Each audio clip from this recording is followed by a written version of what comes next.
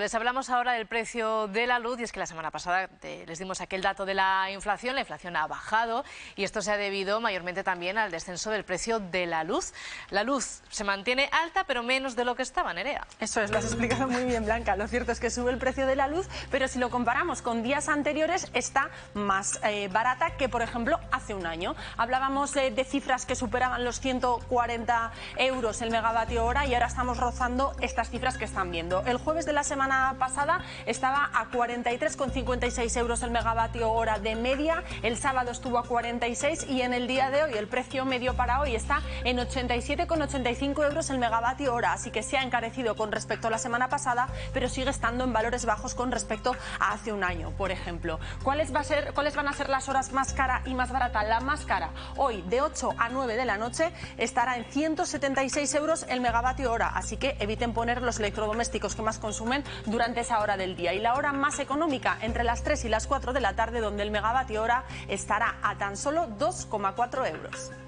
Muchas gracias, Nerea. Vamos a ver si consigo entenderlo mejor. Jesús Saúl de Swissing Consulting, asesor, buenos días.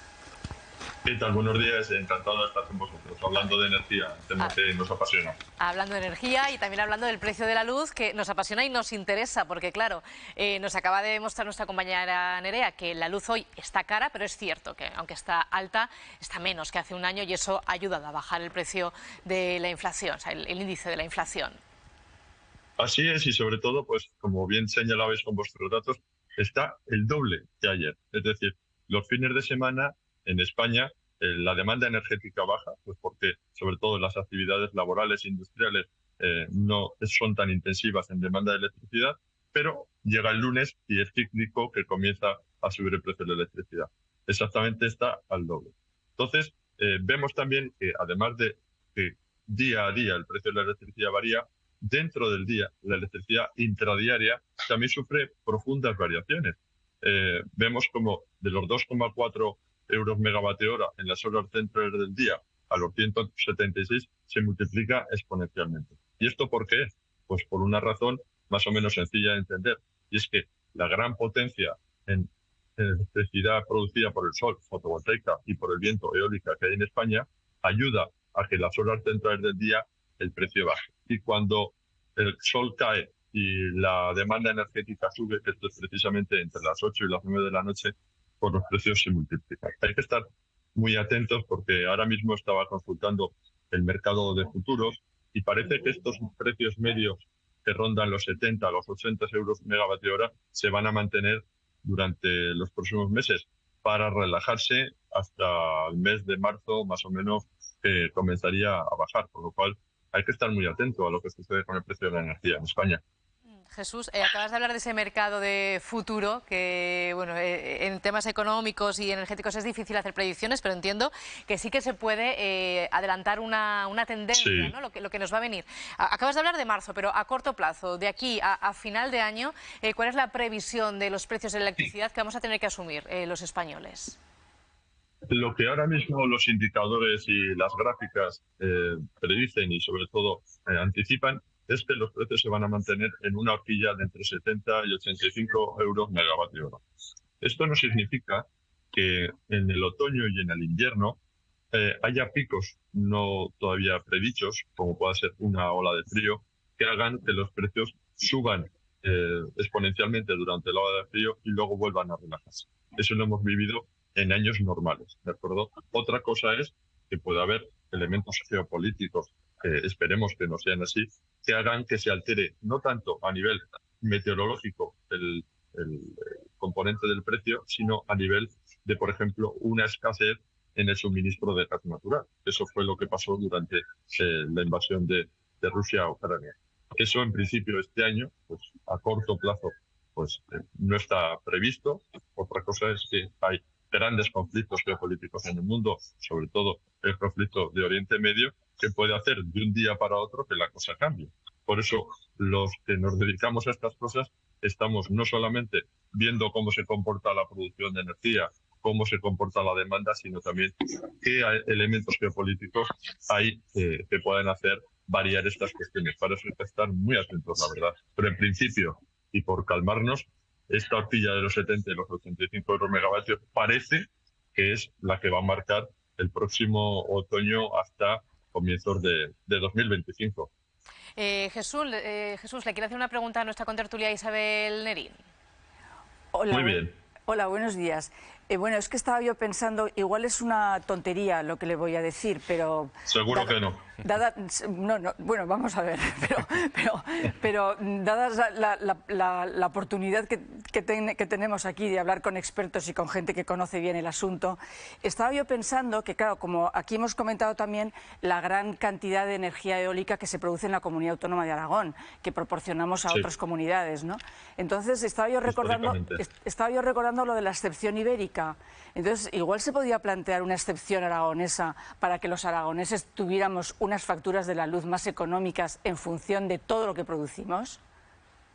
Como ya había previsto, no era ninguna tontería la pregunta que te plantea, ¿no? Y, bueno, gracias. de hecho, en los últimos años, tanto en Aragón como en otras comunidades autónomas, está habiendo determinadas iniciativas legislativas que a veces surten efecto y a veces no, y que quieren conducir a que los territorios que disponen de energías renovables y que generosamente sirven para industrializar regiones vecinas, como sea el caso de Aragón, puedan beneficiarse de una factura de electricidad más barata.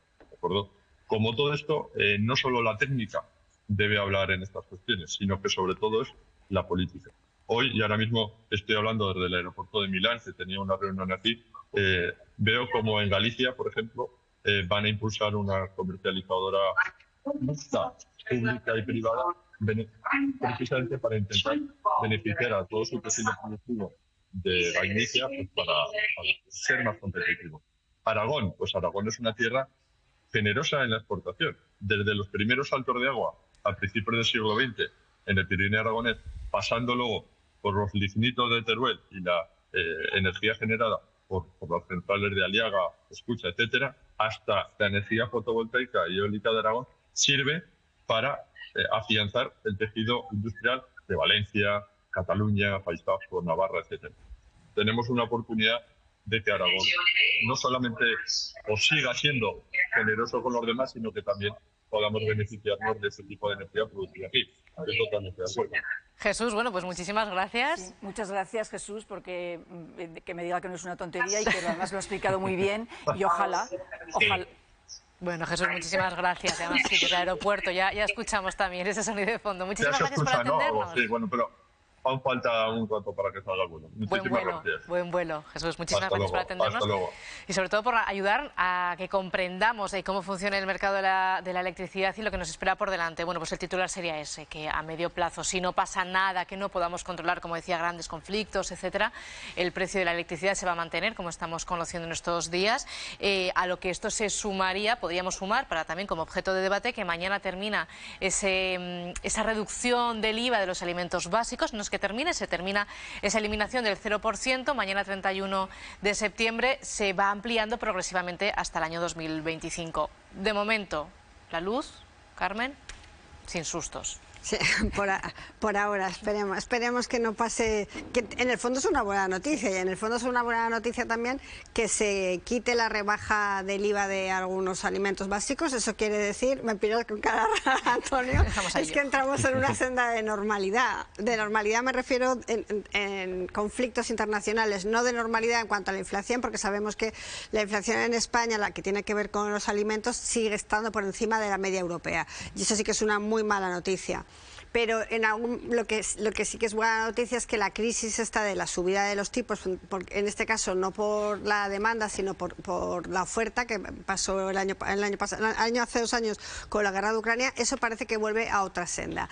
A mí, de todas maneras, siempre me ha parecido que subvencionar el IVA me parece una de las ayudas menos justas, porque el IVA, aunque es el mismo dinero, no supone el mismo impacto para la rebaja del IVA para las familias que no pueden llegar o las personas que llegan justos a fin de mes, como aquellos que sí que se lo pueden pagar. O sea, me parece un impuesto muy poco redistributivo y, por lo tanto, si hay que ayudar de alguna manera, creo que no con el café para todos, como pasó también con aquella discusión que había con el gasóleo, con la subvención al gasóleo y las gasolinas.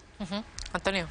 Bueno, es que sube menos el precio o se estabiliza el precio de la luz, pero venimos, un poco lo que decías, venimos de una situación muy complicada, de mucho tiempo de una inflación altísima, como casi no hemos conocido en muchas décadas, de una energía muy cara, de más desempleo. Las familias vienen de pasarlo, de estar muy apretadas, y que la luz no suba más, pero siga alta con respecto a otros tiempos, sigue siendo un problema. Los alimentos, por otra parte, igual, están más caros, o sigue creciendo los precios, crecen menos, pero sigue creciendo. La inflación es más baja, no quiere decir que los precios no crezcan, que crecen menos, y ya vienen de crecer muchísimo. Con lo cual, a todo eso nos tenemos que ir acostumbrando, y es muy difícil porque hay que adaptar la economía familiar, los salarios no crecen al mismo ritmo, obviamente, y es un reto muy importante. Y decía Jesús, el experto, que cuando cae el sol, el precio de la energía sube.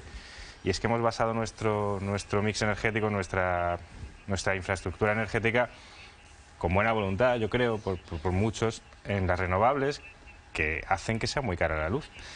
Al final hay otros métodos, sí. En España tenemos unas ventajas de sol, y en ciertos territorios como Aragón de viento, que nos dan esa oportunidad, y luego también la ventaja de exportar esa tecnología a otros lugares del mundo y que las empresas españolas sean punteras. Pero al final el ciudadano de a pie tiene que pagar la energía más cara por ese sistema, que encima se le junta a los alimentos, se le junta a todos los precios, y es la familia corriente la que paga estos métodos. Pero lo que hace que sea muy cara no es exactamente tú dices la estructura del mix energético, pero lo que entra... Cuando entra el gas es cuando realmente empieza a subir la luz. Quiero decir, en España hemos tenido luz... Pero porque cae la producción, porque claro, no hay sol. Pero igual hemos tenido otros días en los que... Y yo mira que criticaba antes lo de los molinos, pero otros días, en verano, por ejemplo, en el que la factura el coste de la luz estaba cero, aunque nuestra factura no, porque la pagábamos en impuestos y en todo eso. O sea que la entrada del gas, cuando no es de día, cuando no hay suficiente viento, cuando no hay suficiente sol, eso es lo que desbarata la factura de la luz. Hay un problema, Carmen, que la energía renovable es muy difícil de almacenar. Claro, ese es el gran problema. Entonces, la produces cuando se produce muy potente. En España no hay problema. El problema es el día que no hay sol o no hay viento, que la energía que se ha producido ayer te sobra. No la puedes utilizar.